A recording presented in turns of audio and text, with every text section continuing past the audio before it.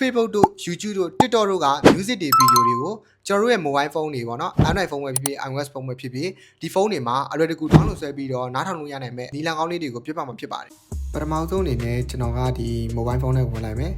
ကျွန်တော်တို့က YouTube က music တွေကိုအရင်ဆုံး download ဆွဲကြည့်မယ်ပေါ့နော် YouTube ကကျွန်တော်တို့ MP4 music ကို MP3 အရင်ဆုံး download ဆွဲကြည့်မယ်ဒါကြောင့်မလို့ကျွန်တော်တို့ဒီ music တစ်ပုဒ်ကိုယူပြီးတော့ကျွန်တော် share ကနေပေါ့နော် copy link တစ်ခုယူလိုက်ပါမယ်ပြီးရင်ကျွန်တော်တို့ရဲ့ Telegram နဲ့ကိုကျွန်တော်ဝင်လိုက်ပါမယ်ခင်ဗျ Telegram မှာဆိုရင်တော့ကျွန်တော်တို့ဒီ audio downloader ပေါ့နော် YouTube audio downloader ဆိုတဲ့ဒီ bot တွေပေါ့နော် robot လေးတွေကိုသွားမယ်ပြီးတော့အဲ့မှာဆိုရင်ကျွန်တော်တို့ခုန copy link တွေကိုပေးချပေးလိုက်ပါပြီးရင်ကျွန်တော်တို့ stack ကိုနှိပ်ပေးလိုက်ပါခင်ဗျဟိုချက်ချင်းပဲကျွန်တော်တို့ဒီ MP3 file လေးချက်ချင်းပြန်ကြတာလေပေါ့နော်အဲ့ကောင်လေးကျွန်တော်ကဖိပြီးတော့ဒီ save to file မှာပေါ့နော်သွားပြီးတော့ save ထားလို့ရပါတယ်ဒီကတော့ကျွန်တော်တို့ဒီ Telegram bot လေးကိုအသုံးပြုပြီးတော့ YouTube က music ကိုအလွယ်ကူဆုံး download ဆွဲနေပါနောက်ထပ်နည်းလမ်းလည်းရှိသေးတယ်ပေါ့နော်နောက်ထပ်နည်းလမ်းကကြတော့ကျွန်တော်တို့ဒီ MP3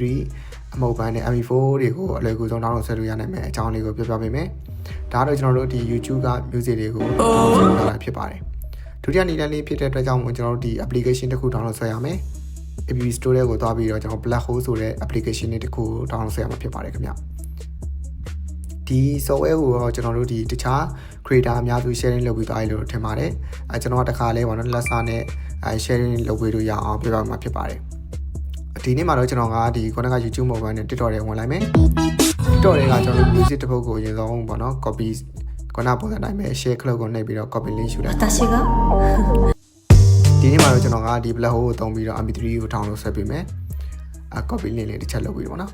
ပုံမှန်ဆိုရင်တော့သူ့မှာဆိုရင်တော့ကျွန်တော်ဒီဝင်လိုက်ပြီဆိုတာနဲ့ကျွန်တော်တို့ allow accept ပေါ့နော်ဒီသူ့ဘာသူချက်ချင်းaccept လုပ်ခိုင်းတာဖြစ်တဲ့ကြောင့်မို့ကျွန်တော်တို့ copy link ကိုတန်းပြီးတော့ paste လုပ်ပြီးသားပေါ့နော်ဒါဆိုရင်ကျွန်တော်တို့တစ်ခါလေး download ဆက်ပြီးသားပါအဲစိတ်ကျင်နေဆိုရင်တော့ဘေးနာ accept လေးဆက်ကိုနှိပ်ပြီးတော့ကျွန်တော် save ကိုနှိပ်ပေးလိုက်ပါဒါဆိုရင်လည်းကျွန်တော်တို့ရဲ့ဒီ file နဲ့ကိုချက်ချင်းတက်ရောက်သွားမှာဖြစ်ပါတယ်ပိုတိုကနေကျွန်တော်တို့ဒီခုနကဒီ TikTok ပါနော်ဒီ download ဆက်ထားတဲ့ music လေးကိုMP4 ဒီ YouTube က music တွေဆိုရင်တော့ Telegram မှာ MP3 အနေနဲ့ download ချင်တယ်ဆိုရင်တော့ကျွန်တော်ပြောတဲ့ဒီ channel လေးကို join ပြီးတော့ဗောနော် download ဆက်လို့ရပါဖြစ်ပါတယ်ခင်ဗျဒီနေ့ video လေးကိုကြည့်ပြီးတော့ Facebook တို့ YouTube တို့က music တွေ video တွေကိုအလွယ်တကူ download ဆက်လို့ရနိုင်မယ်နီလန်ကောင်းလေးတွေကိုနားလည်သွားလိမ့်မယ်လို့ထင်ပါတယ်ခင်ဗျကျွန်တော်ကတော့နေပညာနဲ့ပတ်သက်တဲ့အကြောင်းအရာလေးတွေကိုအများကြီးတင်ဆက်ပေးနေတဲ့ AI Global Technology ပဲဖြစ်ပါတယ်